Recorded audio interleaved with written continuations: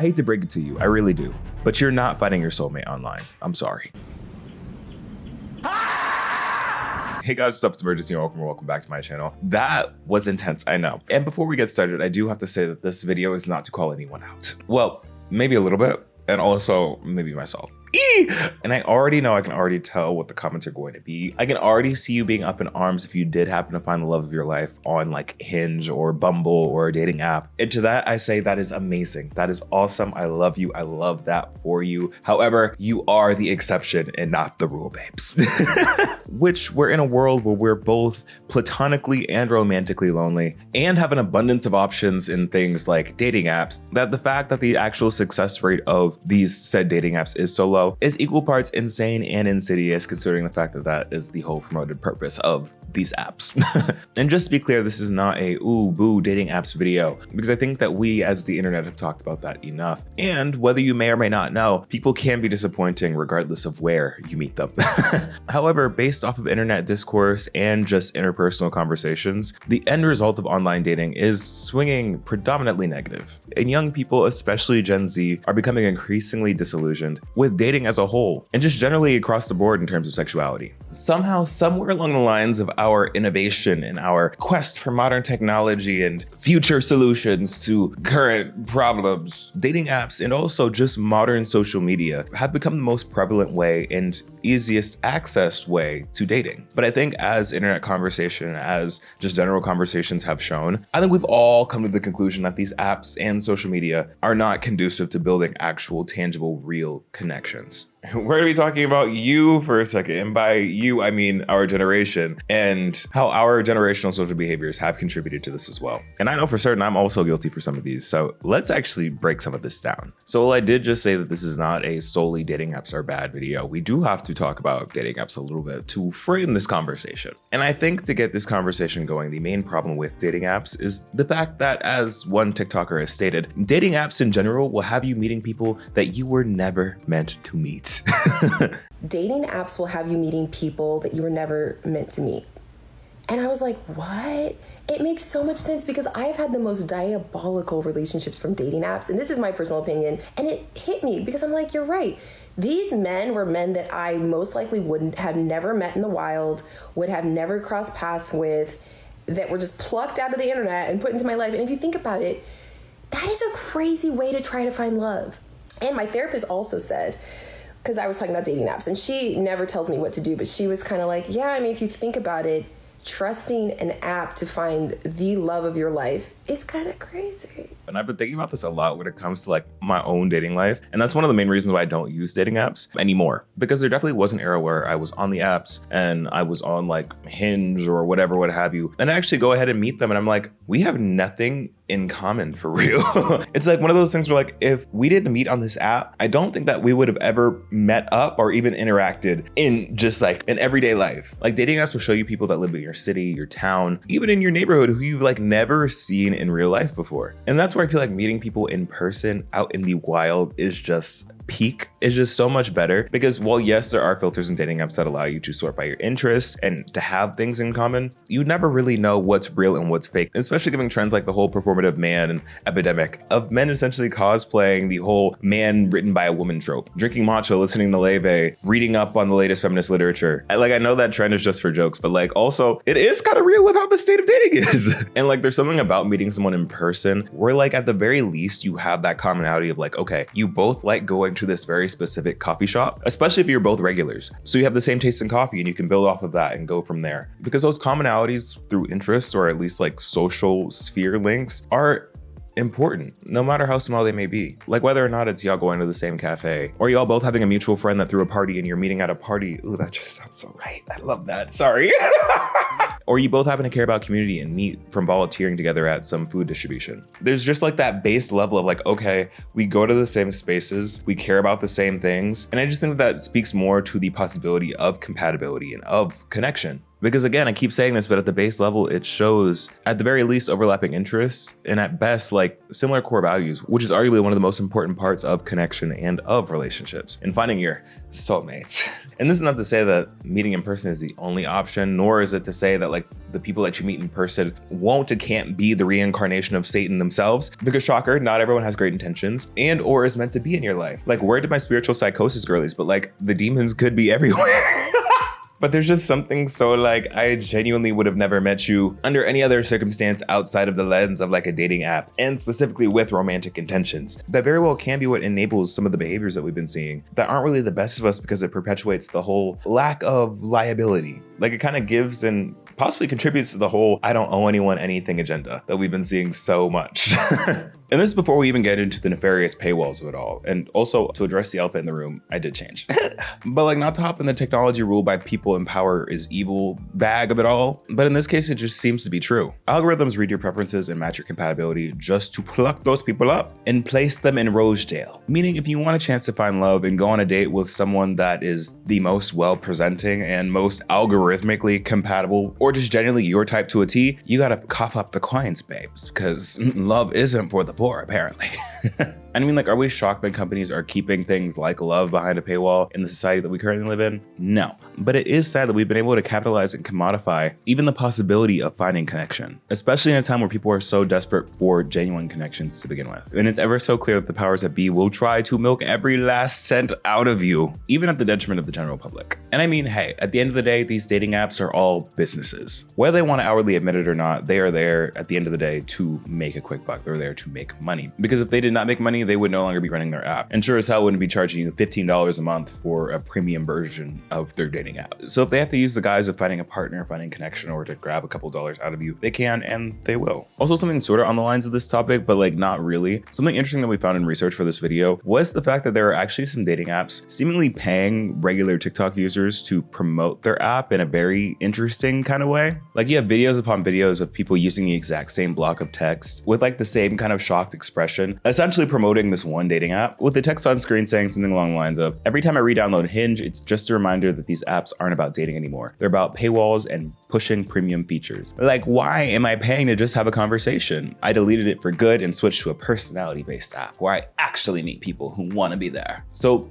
like, clearly that reads as an ad, and if it's not clocking to you that that's an ad, look at the 3 to 4 other videos with that exact same blurb of text in the exact same format. A little interesting to see that that app is allegedly paying people to make ads like that without disclosing explicitly that that is an ad. But that's neither here nor there. The point here being that clearly people are frustrated with the paywalls in dating apps right now, and it's seeming like other apps are trying to do anything in their power to try and capitalize off of this moment of people being frustrated with it, even at the risk of seeming a little grifty. But now, since we're on the topic of dating apps, I kind of want to do a little fun segment, a little something different actually, if you're kind of down to clown. I thought it'd be fun to kind of go through the app store and see exactly what the state of dating apps and online dating is, just by seeing what's out there for people. And I feel like we're gonna be a little shocked. I think we're gonna be a little gagged. I think maybe a little disgusted, but this could be fun, right? Let's see what the scene is giving right now. First up, starting strong, the app Hunch. You heard me right, Hunch. Wild babe aside, Hunch is a self-proclaimed personality-based dating app where you answer prompts instead of photos. Which, okay, period, kind of sounds like a Hinge dupe, but like, let's continue. Their advertising here has buzzwords like done swiping, try vibing. It's giving compatibility. See how you vibe instantly, and no more boring openers. I'm just like seeing here how like everyone here is white.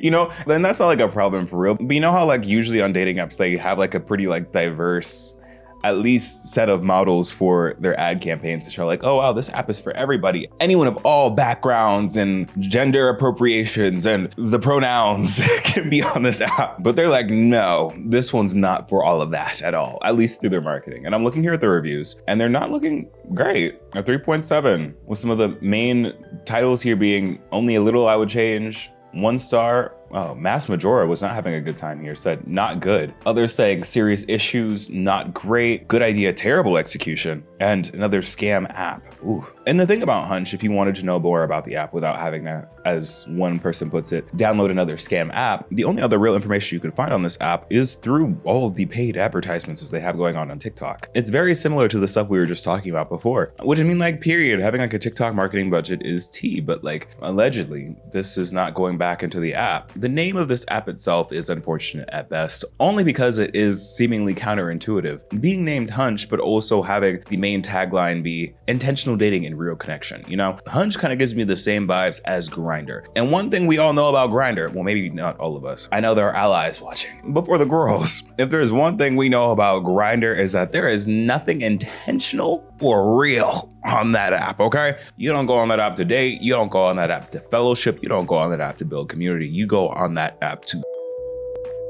do all that nasty stuff. So really seeing the app's name like this makes you inquire, is this intentional? Did they purposely name this app something subversive, something akin to a double entendre to get the clicks? Because when you first read the name Hunch, you think it is a hookup app, but then you read further and you're like, oh wait, the advertising is really targeting people who are trying to get out of situationships and get into something real. And apparently, polite. And of course, to cap off this app review, how could we possibly forget the weekly or monthly subscriber fees? Right now, they're sitting around $9.99 a week or $29.99 a month. Ooh, a steal. That we just love spending more a month on dating apps than we do streaming services, because clearly that's what we all need.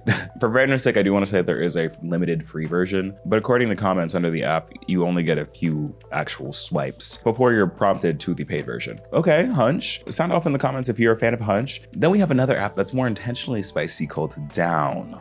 Ooh. And the app logo here really tells you what vibe the app is going for. And I'm really just kind of gagging over these screenshots. Like the first one being like, shh, it's a secret.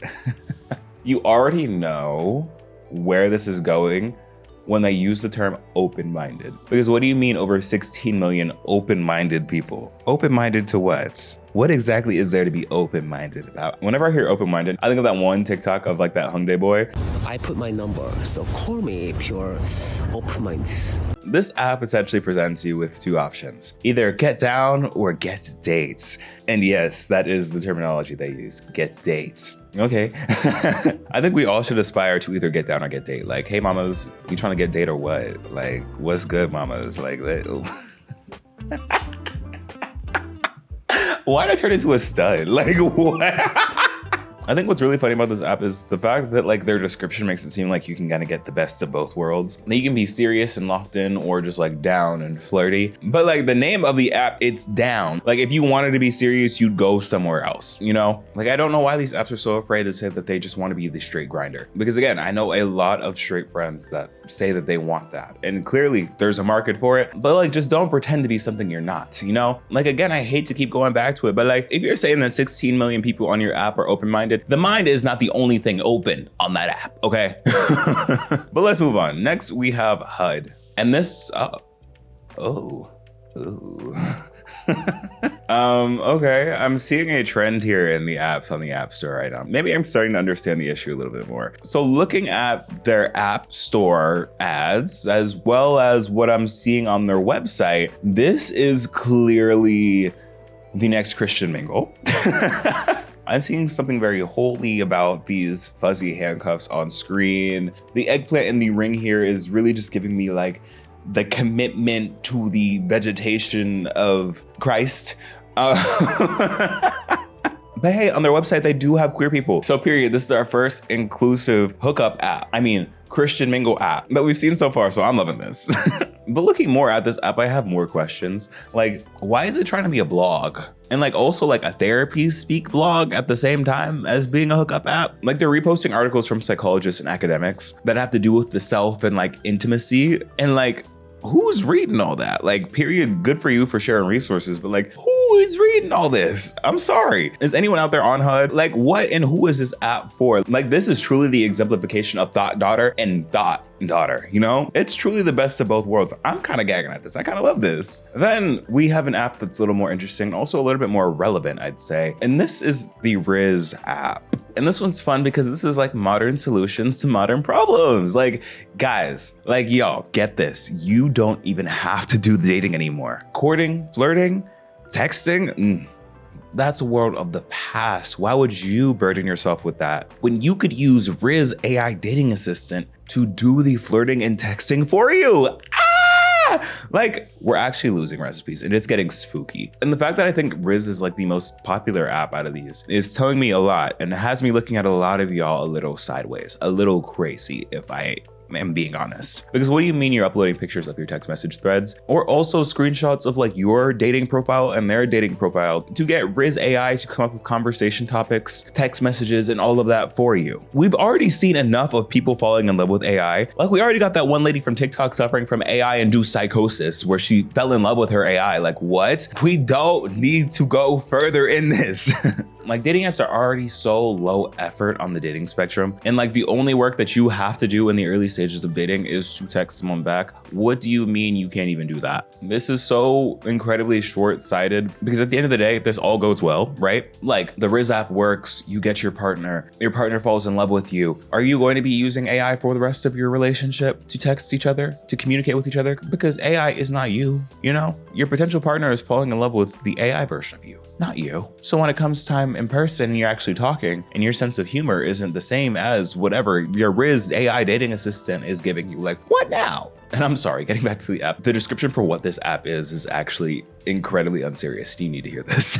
With Riz, you can upload screenshots of your conversations with your matches and even your match's bio and receive instant, witty replies tailored to your unique situation. But get this, Riz isn't just a tool for online dating, it's also great for conversations with friends or family. Okay, that's interesting. So it's just like a general GPT response thing to tell you how to talk to anybody. Little spooky if you're using it for all forms of communication, but okay, work. It's also clear that this is tailored more so towards younger people because a lot of the language and a lot of the issues and pain points that this app is trying to fix are those that are very common with younger people, specifically like teenagers, kids, and early young adults. So it's a little spooky, especially for like the younger people, if like they're just used to using the Riz app for all responses growing up, what that's going to do later on in life. But you know, that's neither here nor there as something that is both here and there. I just can't get over the fact that they actually have a line in there that says, the more you use Riz, the better your Riz responses gets. Like, this one isn't explicitly a dating app, but like, it does need to be hung up in the same way that dating apps do.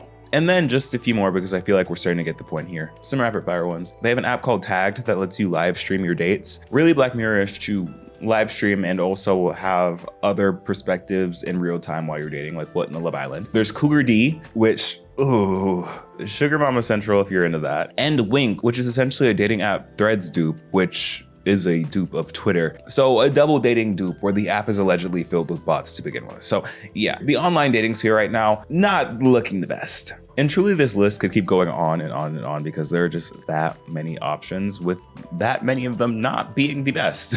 There's truly a dating app for everything, but unfortunately most of them are complete wastelands in terms of actual people using them and are just usually filled with bots. And if this doesn't illustrate how connecting and intimacy in dating are packaged, appified, and commodified, I don't know what will. Now we've had our dating app conversation, it's time to actually talk about some of the real stuff that's contributing to why you will not find your soulmate online. I know I say that and some of y'all are cuddled up so smugly and snugly with your significant other that you met on Hinge, just laughing, rubbing your feet together knowing, ooh, he can't be talking about me. Well, in that case, you're right. You gagged me a bit. I'm not talking about you. And if for whatever reason that is you and this really niche call out applies to you, please comment. Let me know. I want to know exactly how many of y'all are out there. And I love for you to gag me a little bit. I would love for you to prove me wrong, but I fear I won't be. So yes, dating apps aren't and should not be the be-all end-all of dating and meeting people. But I feel like as a society, we've definitely moved more and more towards not having as many conducive ways of meeting and getting to know people in real life, especially when it comes to Gen Z. And it seems, unfortunately so, but like the pinnacle of dating right now is through meeting someone online or meeting someone through a dating app. And that truly can be attributed to many different factors, which we've talked about many times on this channel before. With the first one being, say it with me now, I know we like to blame everything on 2020, but really, truly, we don't really talk about how bad and how transformative for the better and worse we were as a generation because of it. Because I think I speak for all of us when I say that we all had a quarantine little thing during lockdown and the time after that. Ooh, you said, who's everybody? You mean to say you didn't? Oh, Well, you lucked out, Biba. So I'll tell you one thing. All those quarantine situationships or relationships did not work out, okay? During many of our formative years, we were kind of forced into having these long distance, or at least virtually distant relationships with people. Or we really didn't get the chance to court in real life, didn't get the chance to date in real life, because those spaces where we would do that weren't open and available to us. And instead, we turned to tools that were already in existence to help us with that sort of thing, with that being dating apps and social media. Unfortunately, it seemed that a lot of that has stuck even after the world has opened up. And I think a reason behind that has to do with number 2, again, a common topic on this channel, the loss of the third spaces. People talk about like we've lost third spaces. We've lost community-centered dating. I think losing that has devastated dating for our generation. Like if we were living in 1989, and I said, oh my God, I really want a boyfriend or a girlfriend. Like, I hate being single. You would go, oh, I might have someone for you. Like, let me get back to you. Whereas now, if I say that, I literally said, get back on Hinge. Yeah, you would say, get back on Hinge. Because like, where are we meeting people in real life nowadays? Whether it's the lack of actual third spaces to hang out or know where to hang out, or the lack of time from the other 2 spaces that you got going on to enjoy a third space and to really enjoy dating, times are tough when it comes to wanting to court and meet people organically. And we're witnessing in real time the decline of these third spaces, or at least spaces where people can coexist and mingle that don't require an entrance fee, don't involve some kind of ticketed experience where you can go to a singles mixer or go to like a day party like an Everyday People or whatever would have you to meet people your age that are out in public just living life. And it really makes you wonder, if everyone is struggling to find third spaces, where the baddies at? As a therapist, I get clients all the time who are on these dating apps and they complain about dating app fatigue. And the best people I know who are single are not on dating apps. You know, the people who are on dating apps, they're looking for low effort because that's the whole point. It's convenience. And these apps teach you to be very outcomes driven and to force things that are not organic. This TikTok makes a great point in the whole conversation around low effort love. And I think that's a big issue around why people aren't finding the love of their lives online. Like the whole point of dating apps is that they're pretty low effort, pretty easy to do. You can do it passively while you're on the way to work, while you're on a walk, wherever, what have you. And it's so easy to swipe through different dating profiles, whether you're attracted to them or not, based off their appearance or like the few things that they put on their profile. And it's also pretty low lift and easy to DM somebody in like the grand scheme of like dating and courting and all that. And this pattern of behavior on dating apps trains us to bias towards what's easy and what's convenient. But the thing about dating, the thing about love, the thing about building connection is that it's anything but easy. These are not easy, low lift things. To build and maintain a connection and to build and maintain a love is a very difficult thing. And I think our tendency to lean towards and seek ease in relationships is heavily due to how we've been trained to see dating through the lens of online dating, where things are easier and more low lift. It's like the whole concept of people online saying like, oh, if you feel like things are difficult early on in a relationship, then you should just leave, instead of actually working through it. And I mean, like, I get that sentiment 100% when things are dangerous or unsafe or manipulative or whatever. But like, if it's just like a conversational thing, y'all are having conflict over things that you can just talk out or like work through, then you should do that. And it doesn't warrant you completely cutting off that connection. And also doing that is not you settling. That's you becoming closer to someone. That's you forming a stronger connection with someone and you both forming a better understanding of each other as people. That's that connection, that's that love, and that's that soulmate-ness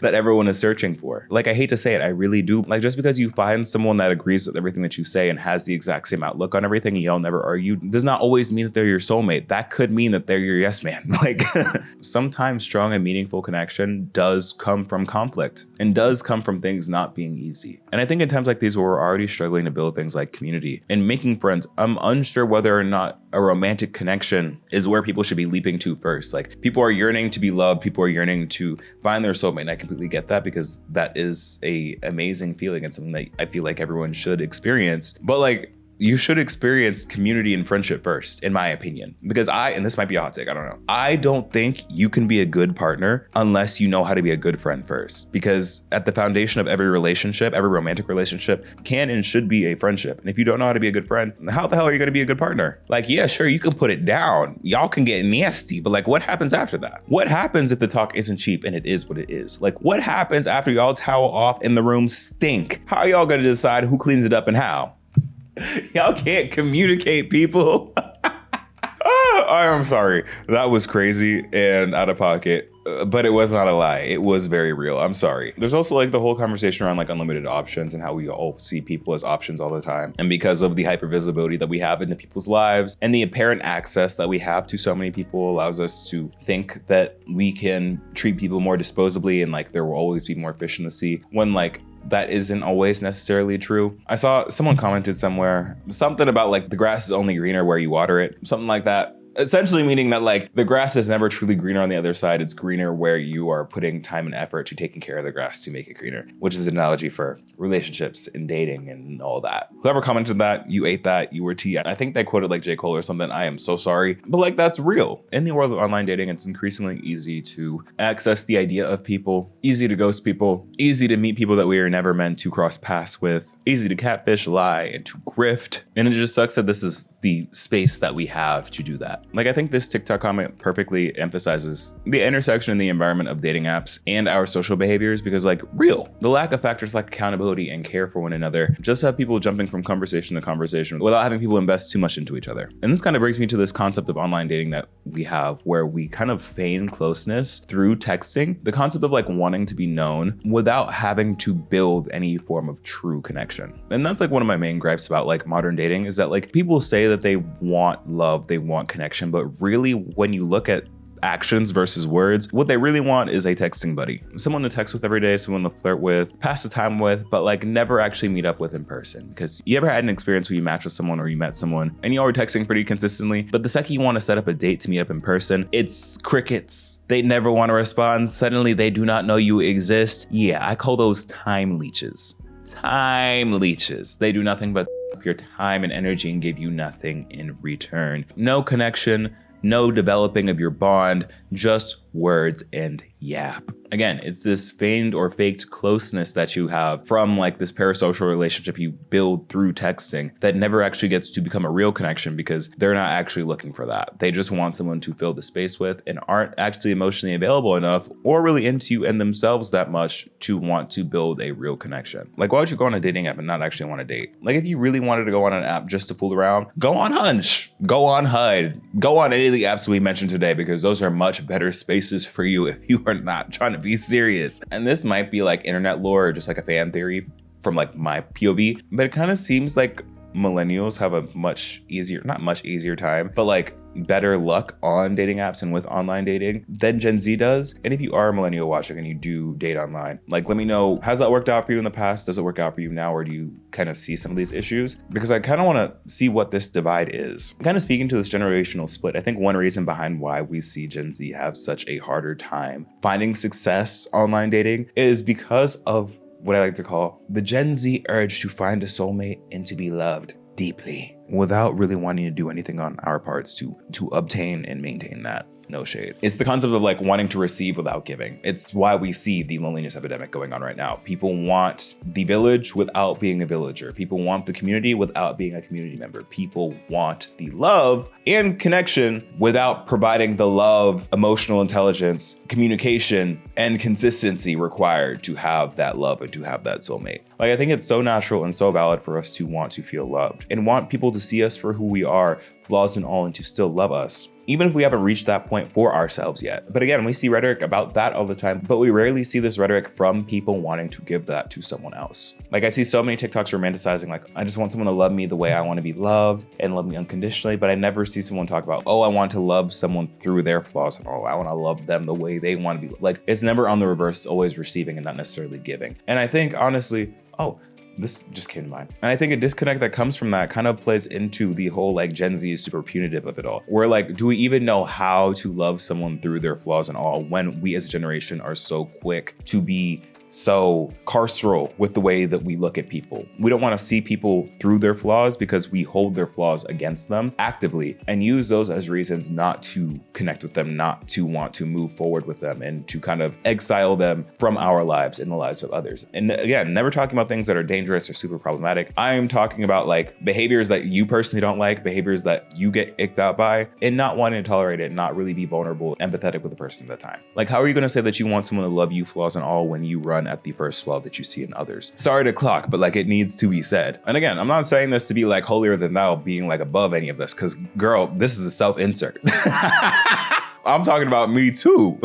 There's a reason there is no ring on this finger, okay?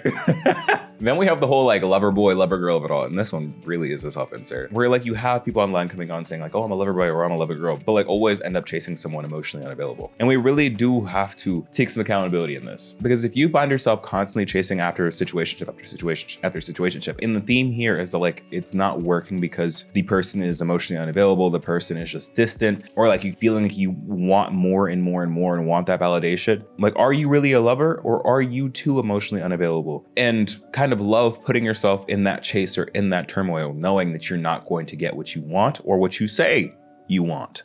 Oh. Right. Now let's talk about limerence. I love talking about limerence because limerence be running me down, okay? Sorry, that was aggressive, but I meant that. Oh, he's so kind and funny and nice and sweet. You're kind and funny and nice and sweet. Who is he? You don't even know him. Do you ever find yourself crushing on someone, but not just crushing on someone, obsessively crushing on someone to the point where you have intrusive thoughts about them and it gets really intense and you don't know how to control it? Well, I'm gonna teach you about limerence. What's the difference between love and limerence? The reality is that with limerence, it is obsessive and it is often not reciprocal, whereas love is patient and it is often accepting and reciprocal. Someone online said a crush is just a lack of information, and that really shifted something in me metaphysically, because limerence is the obsessive feeling that you get on a crush where you just can't stop thinking about them. And maybe you already start planning future travel with them, future plans with them, despite y'all only having one conversation or a few conversations at that. Like, it's like the whole delusion, the yearning of it all that we tend to fall for when we're just starting to meet someone. Well, actually, sorry, I used the wrong word, because that's one of the main things here. People confuse yearning with like limerence all the time. Y'all aren't real yearners for real. Like, when you yearn, you actually have something to go off of. Limerence is just your headcanon. You're just making stuff up. Like, when you're yearning for someone, there is a potential that they know you are yearning for them and they might be yearning for you back. Limerence, they might not even know you exist. They might not be able to tell you from a can of paint, and I am so sorry. But let's talk about soulmates, because that's what this video is about. It's not crazy to understand why we might want a romantic partner and feel like we might need one. This is the messaging that we've received since a very young age. Like, the majority of our media as youth all revolved around like finding the one, finding your soulmate, finding your prince charming, your princess, your whatever, your other half, love at any cost. And like, we see the result of that, because I think in modern times we see people putting romantic relationships on a pedestal above any other form of connection, over friendships, over family, over whatever. But I think at a time like now where we are experiencing such loneliness, that like we should care more about our friends, and understanding that like not all soulmates need to be romantic relationship. It can very well be that your soulmate may just be your friend, and that's okay. It does not need to be your life romantic partner. Your friends can be your soulmates. Like, once you start caring about friendships in the same way that we have been socialized to think and care about dating and relationships, the quality of life, babes, will skyrocket. I'm sorry. And if you're like, okay, cool, whatever, is there such thing as like this fantastical romantic soulmate that we hear about all the time? Well, it just depends on how you define it. There is no the one. I believe that we choose who the one will be. The problem with the whole idea of the soulmate and the one is like, this person's going to complete you, and they are going to somehow make up for all the issues that you have, that their perfection is going to make it so that it's okay that you're not perfect. And that's a very dangerous belief, because no one is perfect. Healthy thinking is, this person is perfect for me, even though they're not perfect. And this is a really interesting tape because it kind of flips the whole notion of a soulmate on its head. It's not something that happens to you, not something that just appears and like whisks you away into this magical fantasy of being a soulmate. It's something that you're actually choosing for yourself. You choose who you love and you make it work. And I think a lot of us have been waiting for this person or people to just come into our lives and change things and just be like the other half that you're missing. That makes life make more sense, when in reality, life is more of an active process and you've got to put in the work to actually get that. And like, in terms of having a soulmate or a twin flame, in the stereotypical way that media has presented it, can and has been pretty dangerous rhetoric. It leaves the door open for abusive, manipulative, or toxic behavior. It allows for excuses like, sorry I cheated, babe. I know I hurt you, but I love you. Like, pack it up. That man is not your soulmate. He is your soul crusher. I think a great piece on this comes from the book All About Love by Bell Hooks, which I think is a staple. But in it, she's adamant about defining love, because in our society, we've let it have individual and personal and magical and mystical meanings, which make it easy to not be on the same page of what love is, and allows for things that are dangerous and are not love to be considered to be love under the vague definition. She argues that we should have a singular definition of what love is and isn't, and to see it as a verb, an action that we choose to do daily, instead of something that just happens to us. And last thing I want to talk about before we wrap up this video is the loss of the act of flirting. Like, we want to talk about why things are the way they are and why you're not finding your soulmate online is because, girl, we don't know how to flirt. We have the Riz app. It's a recipe that we've almost fully forgot how to do. And no, I promise you, you are a baddie. You are gorgeous. You are everything in that bag of chips, sweetie. But like, having pretty privilege, being pretty does not give you an excuse to not know how to flirt. I am sorry. I think all the energy has gone into copy and pasting at worst, or crafting yourself at best, an opening line to send people in hopes of a response. And that's not flirting, that's A/B testing. Flirting is more dynamic, more charismatic, shows you more about who you are as a person while also building some kind of romantic or general tension. Connecting in conversation that feels witty, organic. And that's just something we don't see as much anymore. I think some of the comments under this TikTok really presents information in a good way. Whereas like, we want as much information about people as possible and don't really leave as much room for mystery, reading in between the lines, or taking action as an indication of character, which are the typical hallmarks of flirting. We want to be told what to think of someone rather than finding that out ourselves through conversation and through that sense of almost romance. It's almost like that difference between like instant gratification and delayed gratification in terms of like flirting and getting to know somebody. Like, truly, what happened to having fun? What happened to flirting? Like, we just don't read our phone and be giggling and kicking our feet like we used to no more. Like, it feels too sterile, too federal. We're losing recipes, people. But all in all, to wrap this video up, have people found partners online through dating apps and social media? Sure, yes. But like I've been saying before, this has increasingly become more so the exception than the rule for online dating, which is really disillusioning when you consider that all of these apps and tools should be making it easier, when in reality, they're actually not at all. It's definitely making access to having a texting pen pal or maybe a little hookup easier, but that's about it. From these sinister and deceptive paid apps to the lackluster socializing and not being honest with ourselves as to our role in dating and loving, as a generation, we've become rightfully disheartened with the concept of dating. But I must say, we can't give up hope, because our soulmates are out there. Hope is truly all we have. And if you are single, and a lot of your amazing friends that you love dearly are too, that must mean that there are also other wonderful people out there that you can go and connect with. They just likely aren't swiping on dating apps, if I'm being completely honest. So go outside, meet some people. And whatever you do, friend, do not get back on Hinge.